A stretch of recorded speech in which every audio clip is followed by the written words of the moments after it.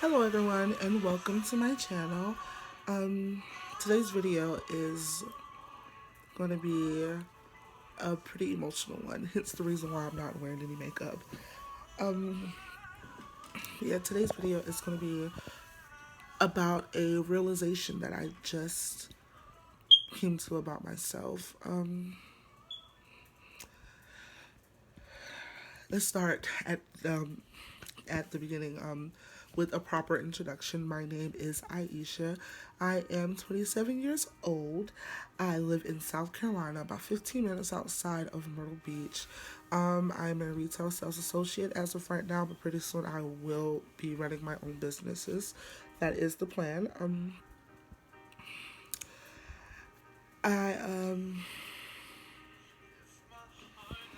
Growing up, I'm from an itty bitty little town in South Carolina called Greensea. And growing up, I was a special kid growing up. I didn't I didn't really have that many friends. I had a lot of cousins, but they were all older, and then I was the annoying little cousin. Like I was there for them to poke fun at, pretty much. And there was so much that I loved to do. Like I loved to sing and I loved to dance and I loved, I wanted to be around people. I was such a social person, and I was picked at. I was picked at for multiple reasons, but one of the reasons that I was picked at was because of my weight. A lot of times, especially in the black community, you know, things are said and things are done, and about 60% of the time it's not intentional, but it still hurts nonetheless. We never really stop to think about how the other person is affected. And I just so happened to grow up on the receiving end of that stick. No one really took the time to think about how I was being affected by anything that was said, or any of the permanent damages that would be done from that. But I was the youngest, my mom's youngest child. I had all brothers. I was the only girl on my mother's side, and on my father's side, I have two little sisters, but I didn't grow up with them. So I didn't really have a balance because, like I said, all of my older cousins, especially the ones that are female, they were all older. So yeah, growing up, my self-esteem and my confidence was not really at the highest point, and I was never taught to love myself, and I was never taught what it was like to feel pretty or to feel wanted or to feel loved. And I'm not saying that I wasn't wanted. I'm not saying I wasn't loved, but anybody who has children, especially multiple children, that you cannot, each child is different. So you can't do to one child what you can do to another. Especially if you have all boys and then you have a little girl, your little girl can't be treated like the boys are. I mean, we just can't be treated like the boys are. But I kind of grew up feeling like I had to compare myself to everyone because I was being compared to everyone. Um, I would listen to I would listen to my mom.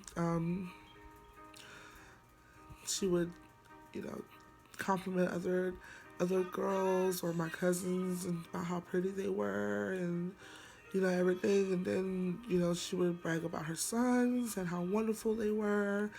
And I would sit there and I would hear all this, and I wouldn't hear anything positive being said about me. So I automatically equated that with I wasn't loved. And now that I'm 27, I know that I was loved, but she just didn't know how to properly love me, if that makes any sense. Not saying that she never loved me, because I have no doubt that she does, but she didn't know the proper way to properly love me because I was a special child. Not, not saying that I should have been held higher than anyone else, but I saw the world differently. I thought differently. I dreamt differently. Everything was about me was different. but instead of being watered, it was like I was being crushed, if that makes any sense. But from that, that's the family aspect of it. And then my my father's side, I would spend a lot of time with my grandparents and my grandfather, who I absolutely loved and adored. My grandfather, he passed away a few years ago, and I honestly felt like nothing has been the same since then. But he loved me. Like I, there was never a question in my mind. He would talk to me and he would call me his little Monamisha, and he was just he was my person, like he was my safe place.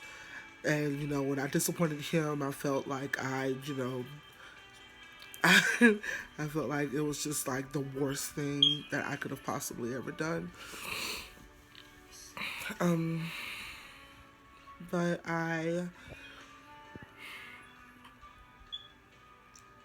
it wasn't enough.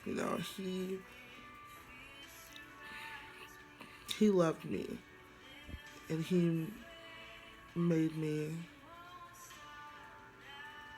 think outside of the box that I was trying to be placed in. But it wasn't enough because I was always surrounded by, you know, thinner, prettier, smarter, more talented, more liked girls.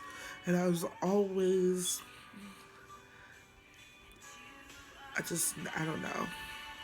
It was just never enough for me to, to talk to him. And yeah, it never was enough because it would be okay for that moment. But then I knew that when I left our house, I would have to go back to the same situation that I was in. And then, of course, at school was not any better at all. School's no better. School, you know,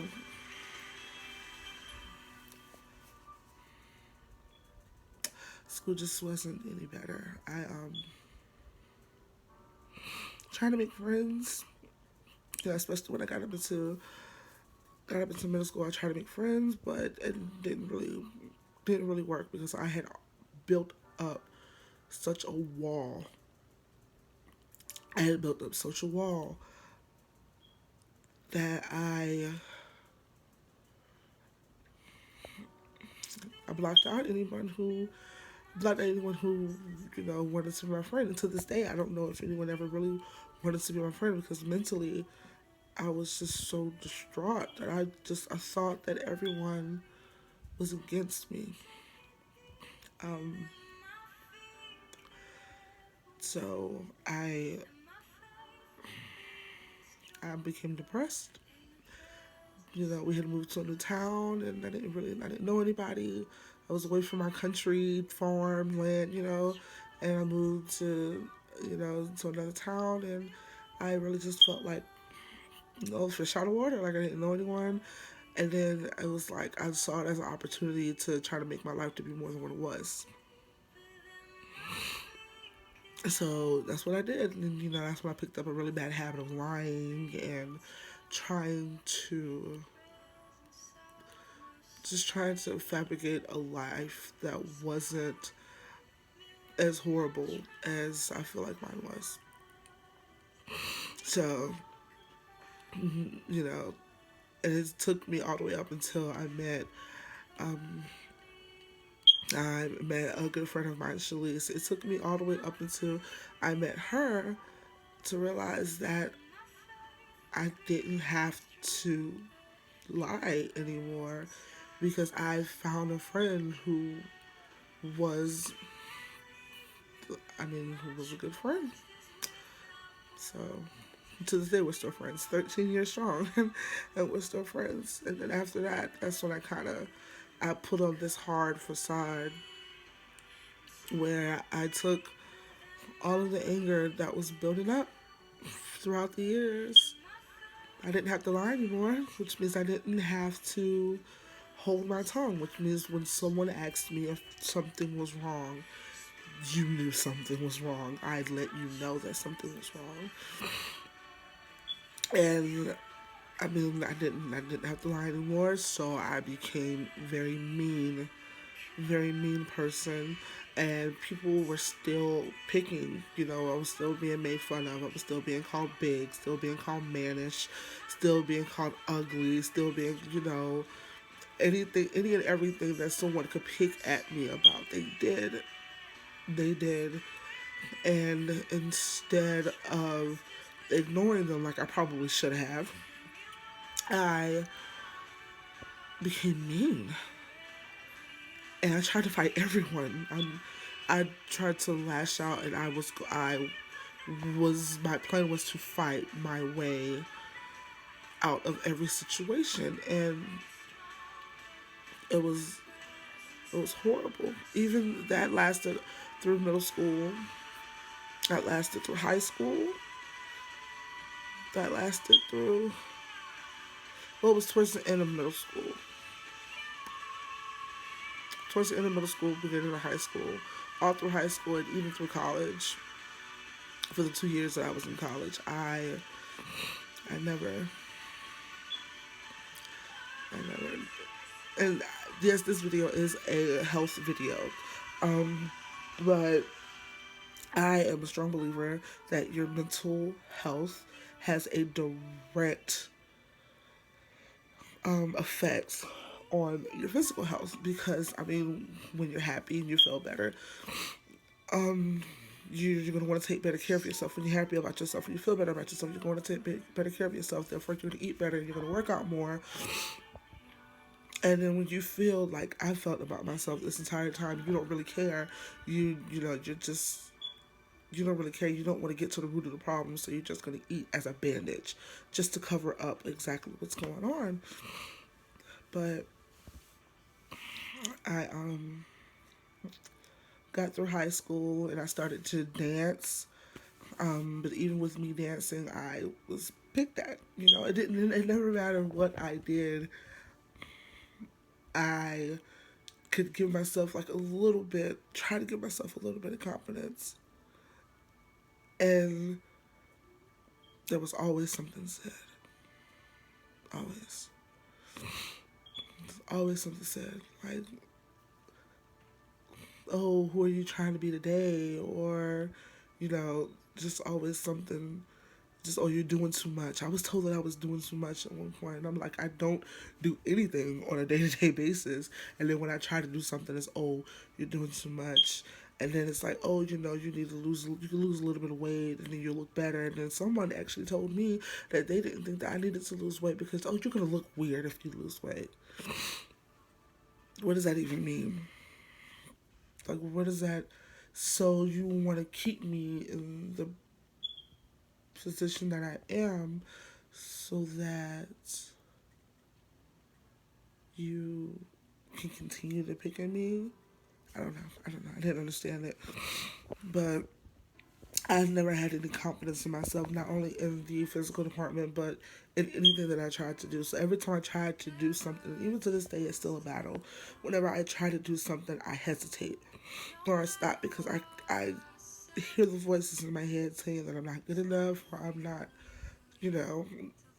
not going to succeed, or it's just inevitable for me to fail. Like, I do not always hear these things. And, it's a struggle. It honestly is a struggle. And I know that all of these years of me struggling and me trying to be something that I'm not has caused me to sink into a place where it's going to take God to pull me out of. I've come to that conclusion. I already started. I've come to that conclusion. Well,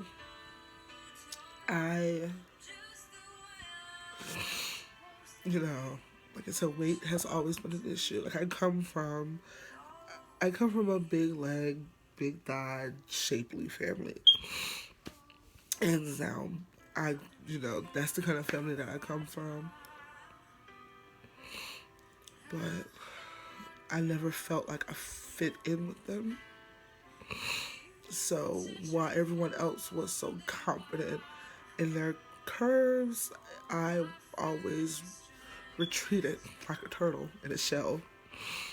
Always right back and retreated. I never felt beautiful.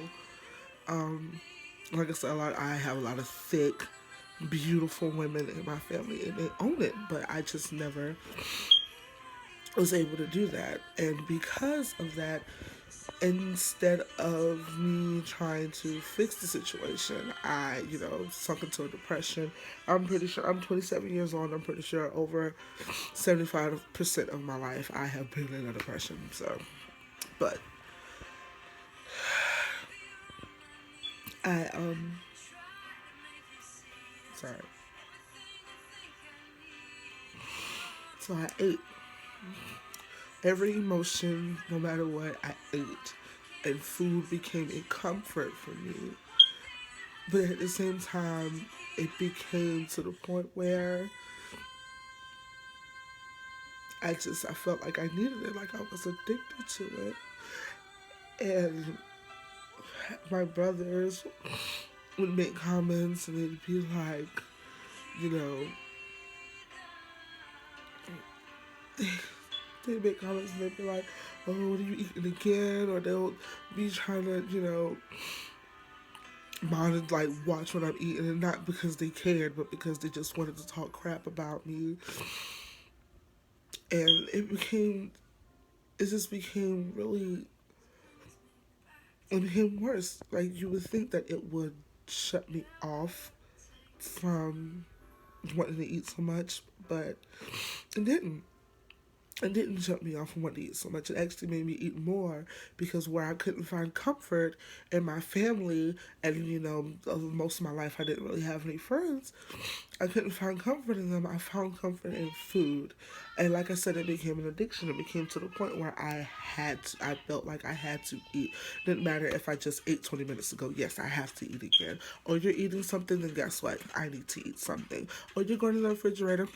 What are you going to the refrigerator for? Because I want something from the refrigerator. So I never had a moment in my life where I was just confident. You know what I mean? Confident.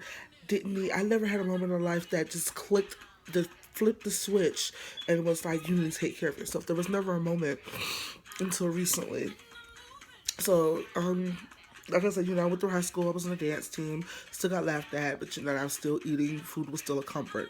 Went to college. Went to college, met a lot of guys who did not care that I was a big girl. They actually liked the fact that I was a big girl.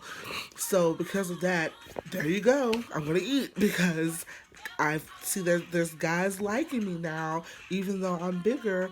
Ooh, they like the fact that I'm bigger. So guess what I'm gonna do? I'm gonna try to stay bigger. So I'm gonna eat. Like, I've never. It was horrible. Well, I just recently went on a cruise with my family. Before the cruise, we had a year. We had a year to, lose weight, get in shape, be healthy. Did good for a little bit, lost a little bit of weight, gained it back, lost a little bit of weight, gained it back. Lost a little bit of weight, gained it back. Got to the point where I was like, I'm just going to enjoy my fat self on this cruise. And then I got on this cruise and I, smiled and faked it and everything. But I have never felt so disgusted with myself that I did on this cruise. And I really tried to make myself happy.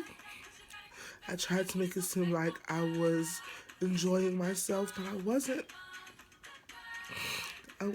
I would look back. I didn't post any other pictures that I posted maybe 3 of the pictures, and they were like the face pictures because my makeup was pretty.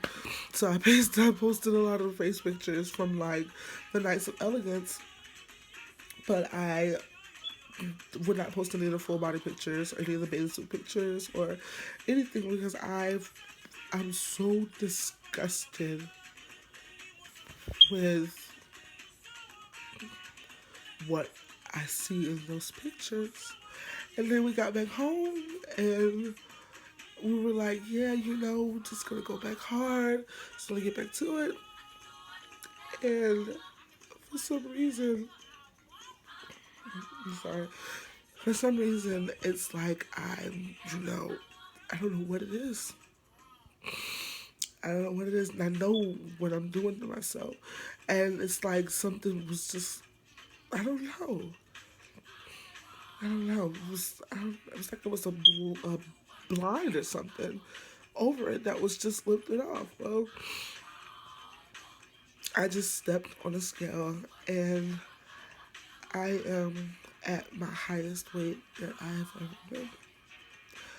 I am currently 377 pounds.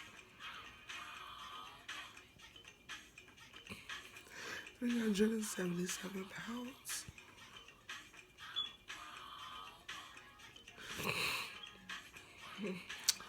Which means that I am considered, for my height, my age, morbidly obese.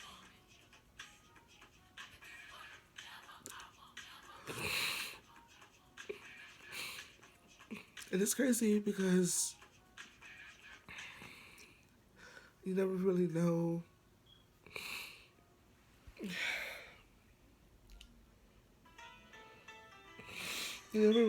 what the effects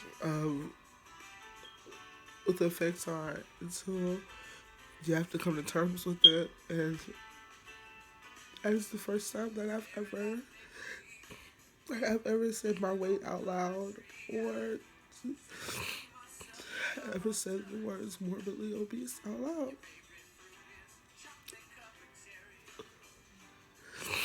So I am morbidly obese.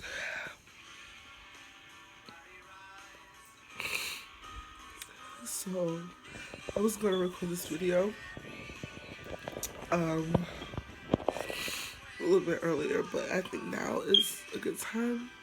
It is currently after 12, which means that it's a new day. Which means it is day 1 out of forever. I never want to feel like this again. I never want to be like this again. I'm only 27 and I've spent my life so far pretty much hiding behind the fat. And I don't know what's behind it. And I don't know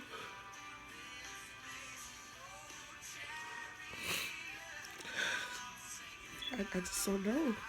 So I want to find out.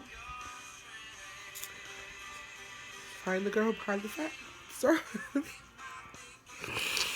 that is my goal. Now, I'm not even going to say for 2019 because I don't believe in New Year's resolutions. I mean, I don't believe that you should live your life throughout the year and then all of a sudden New Year's, I want to get my life together. I don't believe in New Year's resolutions. I believe that whenever you're ready to get your life together, I don't care if it's New Year's, I don't care what day it is, you do it. So, like I said, today is day 1 out of forever. My current weight is 377 pounds. My goal weight is 170. That's 207 pounds that I need to lose.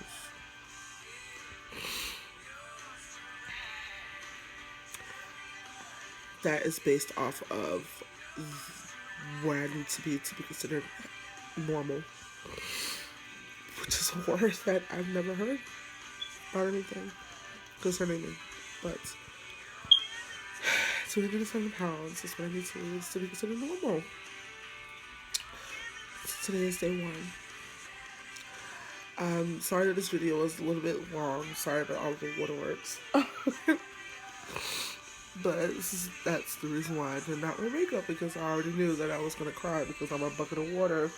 I can't control it. But I really hope that you guys will stick with me on this journey. I'm really excited. I'm really nervous. But I will document it every week. I will be